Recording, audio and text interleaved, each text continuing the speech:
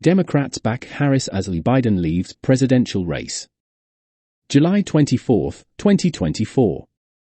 Democratic Party lawmakers, some governors and financial donors are supporting U.S. Vice President Kamala Harris to be the party's presidential nominee. The move came shortly after President Joe Biden said on Sunday that he would not seek the presidency again.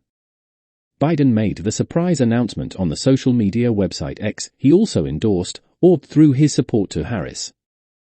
Harris, who is 59 years old, quickly announced that she would seek the nomination. She said, "I will do everything in my power to unite the Democratic Party and unite our nation to defeat Donald Trump." Last week, former President Donald Trump accepted the nomination of the Republican Party in the Midwestern city of Milwaukee, Wisconsin.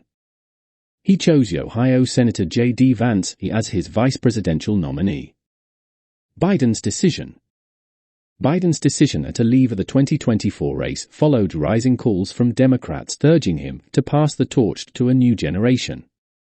In his June 27 debate against Trump, the 81-year-old president often appeared to be unable to complete his thoughts. He also failed to press his case against the 78-year-old Trump or defend his work in the White House. Despite concerns from Democrats about his debate performance and decreasing electoral support, Biden said he would stay in the race. But on Sunday, he said in a statement, "I believe it is in the best interest of my party and the country for me to stand down and to focus solely on fulfilling my duties as president for the remainder of my term." Biden's term ends in 6 months in January. Biden added that he plans to address the nation about his decision later this week. In a statement, Harris spoke about Biden's withdrawal. She said, "Biden is doing what he has done throughout this life of service, putting the American peoples and our country above everything else." The decision came just weeks before the start of the Democratic National Convention in Chicago on August 19. That is the event where the Democratic Party officially decides on its nominee. Before Biden's withdrawal, the party was considering a virtual vote for delegates before the convention. Harris' many firsts. Before becoming vice president, Harris served as Attorney General, a top law enforcement position in the state of California. In 2017, she was elected to the U.S. Senate.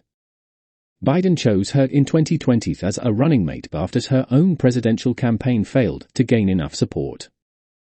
If Harris is nominated by the Democratic Party to replace Biden, she would be the first black woman and South Asian major party's presidential nominee in the 248-year history of the United States. Harris's public approval rating has largely followed the president's approval numbers. Some opinion studies say Harris has a little more support than Biden when compared to Trump. As vice president, one of her early assignments was to deal with the causes of migration in the country's southern border with Mexico. Harris also oversaw the administration's efforts on voting rights and election reforms. With a divided Congress, however, Harris was not able to achieve results. Since the U.S. Supreme Court overturned federal protections for abortion rights in June 2022, Harris has been the leading voice to push for greater access. To mark the second anniversary of the court decision, Harris told supporters in Maryland, "This is a fight for freedom, the fundamental freedom of a woman to make decisions about her own body, and in not having her government tell her what to do."